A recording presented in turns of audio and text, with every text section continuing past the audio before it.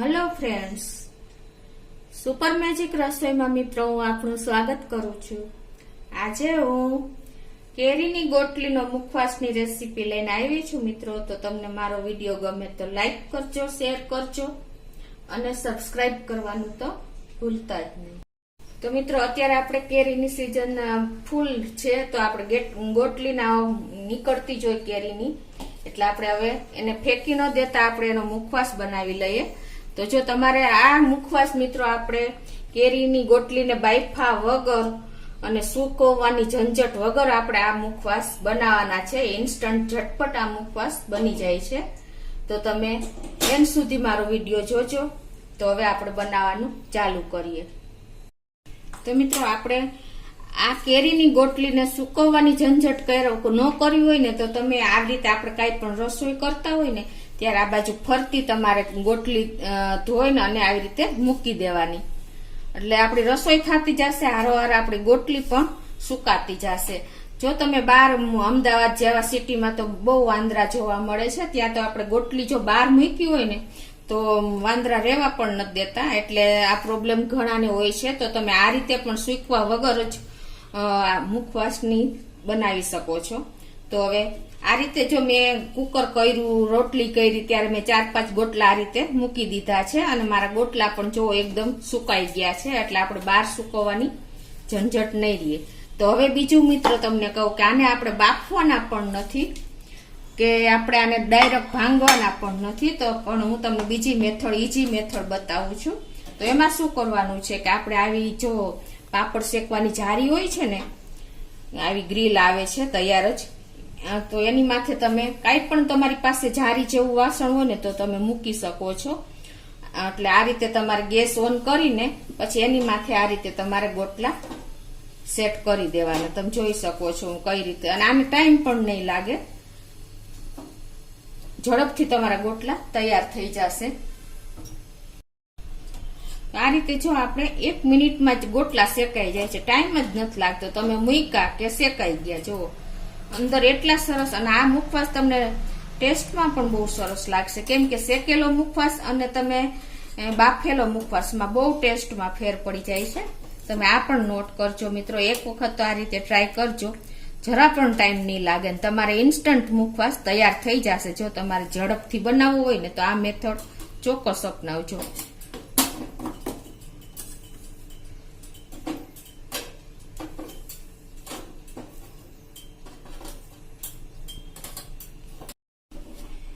તો મિત્રો જો આપણા 1 મિનિટમાં જ ગોટલા તૈયાર થઈ ગયા છે શેકાઈને, જો કોઈ ટાઈમ જ નથી લાગ્યો। અને તમે બાફવા હોય તો કેટલી ઝંઝટ રહે, 8 થી 10 સીટી પાડી છે ને ત્યારે આપણા ગોટલા બફાય છે, અને એ પછી પાછા બહુ ટેસ્ટમાં ફેર પડી જાય છે, એટલે તમે આ મેથડ બહુ ઈઝી પડશે।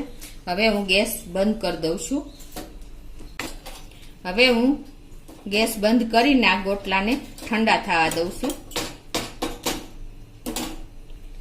જો આપણી ગોટલી પણ ઠંડી થઈ ગઈ છે, હવે એને આપણે તોડી લઈએ। આ રીતે શેકાઈ ગયા પછી મિત્રો તમારે ટાઈમ પણ નહીં લાગે, આ રીતે તમે એક દસ્તો મારો ને તો આ તૂટી જશે। જો સાવ ઈજી તમારે છૂટી થઈ જશે, કેમ કે ઉપરનું પડ સાવ એકદમ પતલું હોય છે, લાકડા જેવું હોય છે ટૂંકમાં। જો તમે હાથેથી પણ કાઢી શકો છે ને, ઈજી મેથડ।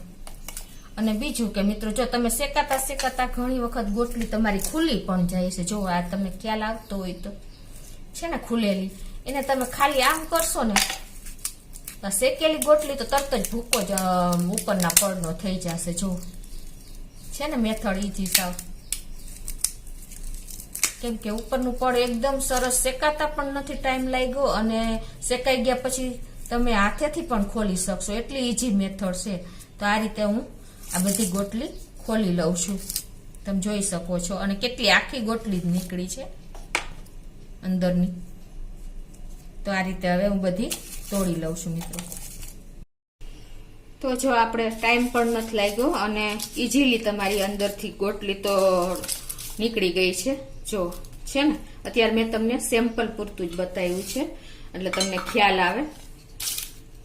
હવે આપણે આ ગોટલી તૈયાર થઈ ગઈ છે શેકાઈને, એટલે એકદમ સરસ સોફ્ટ થઈ ગઈ છે।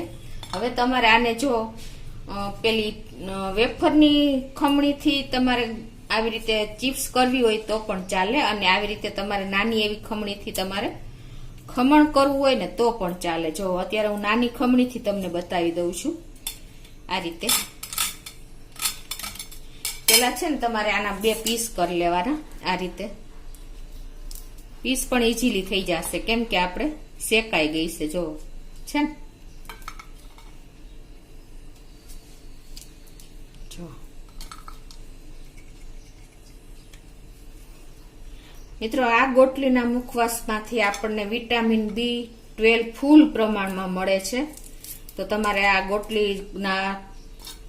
કેરીની ગોટલી ક્યારેય પણ ફેંકી ન દેતા તેનો આ રીતે ઉપયોગ કરી લેવો જોઈએ. જોકે આપણે ગુજરાતી લોકો કરીએ જ છીએ, પણ જે મેથડ હું તમને બતાવું છું ને ઈઝી મેથડ બતાવું છું. હવે આને આપણે આવી નાની ખમણીથી આ રીતે ખમણી લેશું.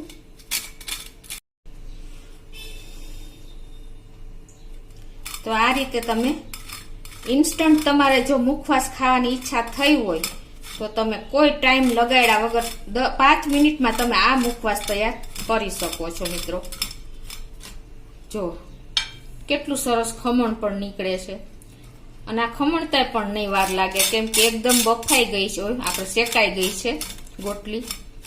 જો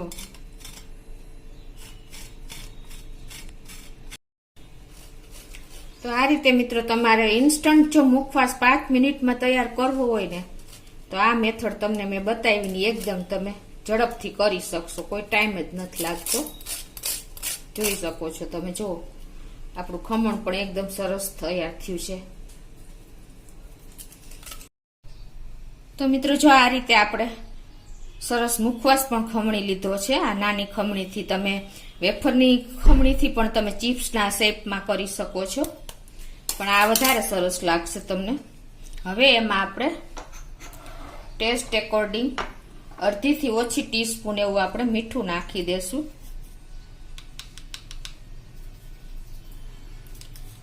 અને પિંચ જેટલી આપણે હળદર નાખી દેશું. મુખવાસની ક્વોન્ટિટી તમારે હોય એ પ્રમાણે. અત્યારે મારે 5 ગોટલીનો જ મુખવાસ હતો એટલે હું એ પ્રમાણે કરું છું. અને એમાં આપણે અડધું લીંબુ સેજ નીચોવી દેશું.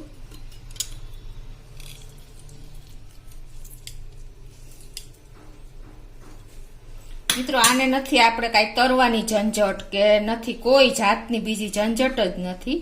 તમે આ રીતે ઇન્સ્ટન્ટ મુખવાસ તૈયાર કરી શકો છો. જો તમને ખાવાની ઈચ્છા થઈ અને ઘરમાં કાંઈ મુખવાસ ન હોય તો તમે દરરોજની ગોટલીનો મુખવાસ તમે 5 મિનિટમાં તૈયાર કરી શકો છો. આપણે દરરોજ 5 થી 7 ગોટલા તો નીકળતા જ હોય છે. તો મિત્રો આપણા શરીરમાં વિટામિન B12 ની ખામી હોય છે અને વિટામિન D ની ખામી જોવા મળે છે મોસ્ટ ઓફ. તો આપણને વિટામિન B12 તો આ ગોટલીમાંથી મળી રહે છે ફૂલ પ્રમાણમાં, અને D આપણે સનલાઇટમાંથી મળી રહે છે મિત્રો. તો તમે ચોક્કસ એક વખત આ રીતે મિત્રો ટ્રાય કરજો. બહુ જ એકદમ સરસ આપણો મુખવાસ તૈયાર થઈ જાય છે. આ મુખવાસ આપણે આખું વર્ષ સ્ટોર કરી શકીએ છીએ. તમારે કોઈ પણ કાચની આવી નાની એવી બરણી હોય ક્વોન્ટિટી પ્રમાણે એમાં તમે ભરી શકો છો. આ રીતે તમે સેજ લીંબુ, મીઠું અને હળદર નાખીને તમે 5 મિનિટ આ રીતે સેજ રાખી દેવાનો. અને પછી તમારે આપણે જો આવી નાની એવી બરણી હોય તો આપણે ટૂરમાં ગયા હોય તો પર્સમાં કેરી કરી શકીએ, એવી બરણીમાં પણ તમે આ રીતે જો ઇન્સ્ટન્ટ તમે તૈયાર કરીને લઈ જઈ શકો છો.